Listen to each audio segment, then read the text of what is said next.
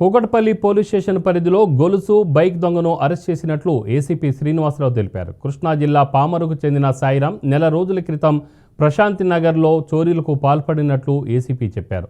బాలాజీ నగర్లో బైక్ను, వివేకానంద నగర్లో మహిళా మెడలో గొలుసు దొంగిలించినట్లు తెలిపారు.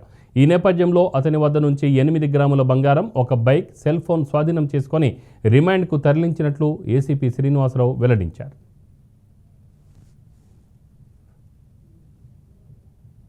మ్యాచింగ్ అయ్యిందని చెప్పి కంప్లైనెంట్ కుమారి శ్వేత ఎయిర్టెల్లో పనిచేస్తుంది, వివేకానంద నగర్లో వచ్చి కంప్లైంట్ ఇవ్వడం జరిగింది కూకట్పల్లి పోలీస్ స్టేషన్లో.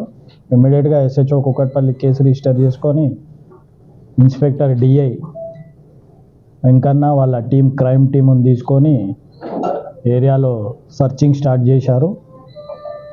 అందులో భాగంగా 180 సీసీటీవీలు స్క్రూటినీ చేసి, ఆ స్క్రూటినీలో భాగంగా నేరస్తుడు పోలీసును మిస్లీడ్ చేయడం కోసము బాలనగర్ సైడ్ పోయి మళ్ళా రిటర్న్ వచ్చి Balaji Nagar plus Vivekananda Nagar road number 1, 2, 3, 4 అట్లా తిరిగి మిస్లీడ్ చేయడానికి ప్రయత్నించిండు. సిసిఎస్ బాలానగరు మరియు మన కూకట్పల్లి వాళ్ళు కలిసి పట్టుకున్నారు. దీంట్లో మా డీసీపీ గారు కె సురేష్ కుమార్ గారు మరియు డీసీపీ క్రైమ్ కె నరసింహులు గారు ఆధ్వర్యంలో ఈ టీములు పనిచేశాయి. రాత్రి పగలు కష్టపడి 24 అవర్స్లో ఈ కేసును ఛేదించినారు. ఓమినీ హాస్పిటల్ దగ్గర బాలాజీ నగర్